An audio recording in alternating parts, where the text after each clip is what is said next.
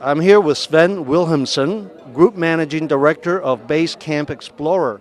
Hi, Sven. Hello, how are you?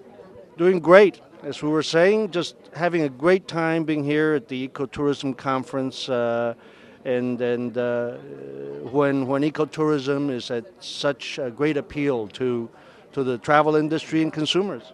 It's true, it's finally happening. We've been in this segment of the industry for 8-9 years, and it's very stimulating to see it's taking off. Tell us about Baseline Explorer, please. Basecamp Explorer. We started 9 years ago, as I told you, and we're basically trying to develop very unique meeting places where you can integrate with the local community, and then we develop destinations together with these people.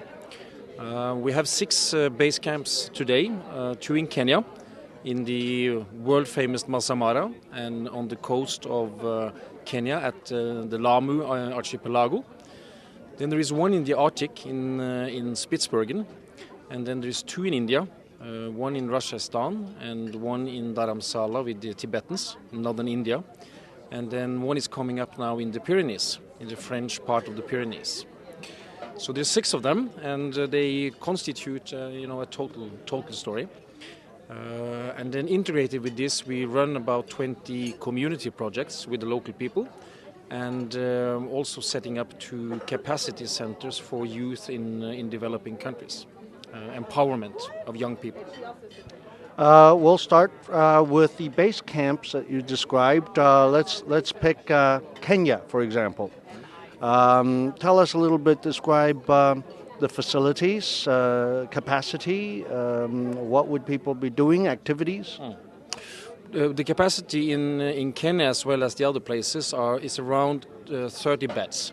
So we have 16 luxury permanent tented tents in the Masai Mara, and it's operated by the local Masai. So more than 90% of the staff are local Masai that we train, which is quite unique. There is a Masai lady who's the camp manager. I think she's the only one in Kenya, and it gives you this, again, interaction and the flavor and the stories.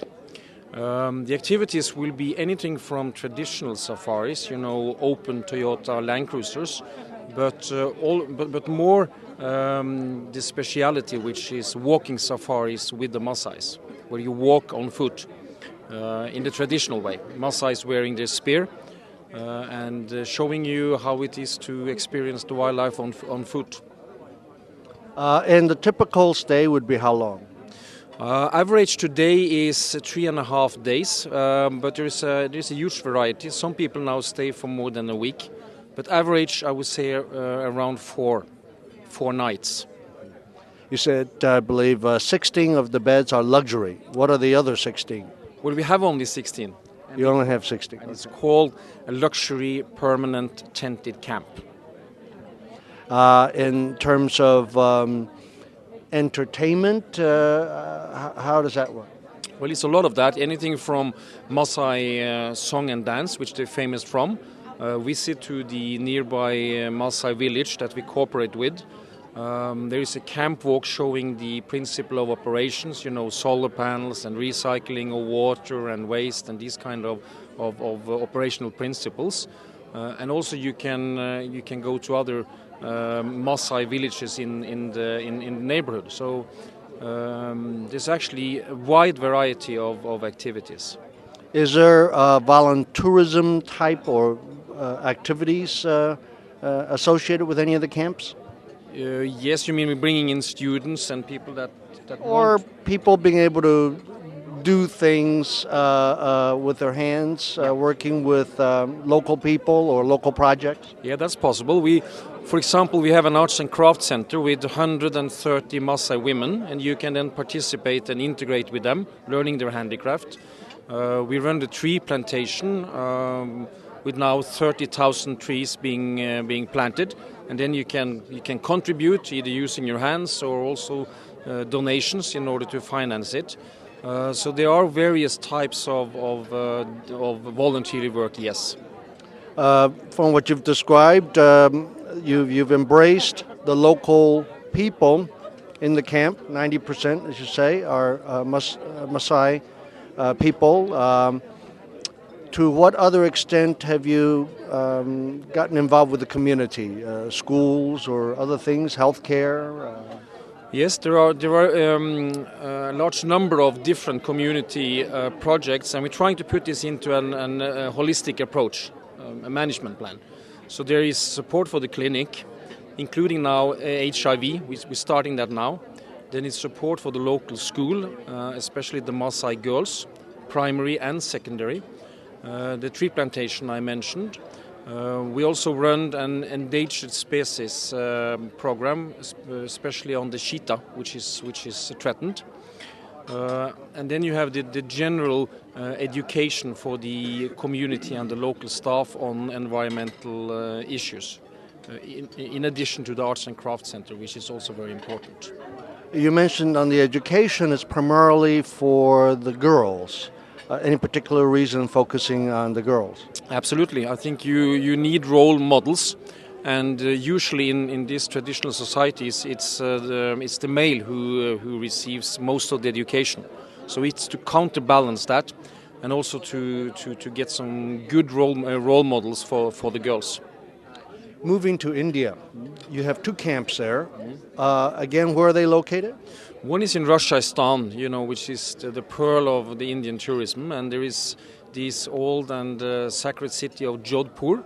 And 1 hour outside Jodhpur, it's a small village again, called Chandalao, with 2,000 inhabitants. And then we're working with the local prince, renovating his 350-year-old fort, castle, and then integrate that with community projects. On the same basic needs: water, schooling, sanitation, arts and craft. And you mentioned the prince. Now, you seem to have a lot of support from more than just local communities, from the high up down. Tell us a bit about the organization, its founding.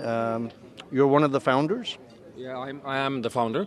It's a 2-structure setup. One is what we call Basecamp Explorer Foundation, where we attract sponsorships, and those money we use for the ideal community projects. And then there is one commercial setup, which is the ecotourism activities. People pay, and we run that as a sound business, because we believe that you cannot be sustainable if you're not able to make money on your tourist activity. Otherwise, it will die on its own. Absolutely. So it's this combination and integration as a common platform between the business and the ideal project. That was the idea when we started in '98. And for example, this prince in Rajasthan, how did he come to learn about it and embrace it? Well, that was by word of mouth, and I think it's a typical situation. He has this fantastic tradition and this fort and the history and the local knowledge and the storytelling, but he lacks the financing to renovate the castle. He lacks the marketing.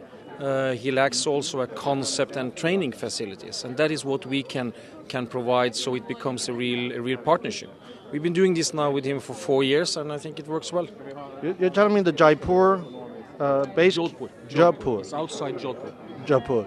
The base camp is located in his little village. In his 1 little hour outside Jodhpur. Okay. And how little is his accommodations? Same size again, around 30 beds in 15 rooms, that is the size we're specializing on, because we believe it gives this exclusive and personal feeling. At the same time, you can have a group of a limited size. The Pyrenees, the new one you're opening, whereabouts? It's in the southeastern part of France, very close to the border to Spain. So it's easily accessible from Barcelona, from Perpignan, from Montpellier, for example, by flight or other means. And it's an old historical farmhouse, mountain farmhouse, that we renovate and that we will use as a meeting point when it comes to the Western European civilization and culture, and also trying to make it as an environmental showcase. Is this by Saint-Jean-Pied-Port by chance? No, it's close to Serres. If you do you know where Perpignan is? Yes. Yeah, if you follow the Val d'Espir, just parallel to the border to Spain, you come to Serres, and then a little bit further up, and then up at about 800 meters above sea level. So you can see the Mediterranean, and you're just in front of Canigou, which is the first massive in the Pyrenees. To what extent are the bookings through tour operators, travel agents, and such? It's a good portion. We have our own booking office in Stockholm, but we work very closely with tour operators and distributors, so they have a large portion of the booking. That's great. Thank you so very much. It is it is more than I thought you have created here. Now, what's the growth beyond 1 a year, 2 a year? Oh, you shouldn't ask me that question, but it's because we're always thinking about new things. But you know, it's if you had all the money and time in the world, what would you shoot for? well, I think time is actually the largest constraint. But I would opt for Latin America, because I believe after the Pyrenees, the Iberian Peninsula, it's a very interesting historical line going to Latin America. So working with, for example, the Indians in Brazil or Peru, Guatemala, something in that continent, that would probably be my next choice. Thank you, Sven. Thanks a lot.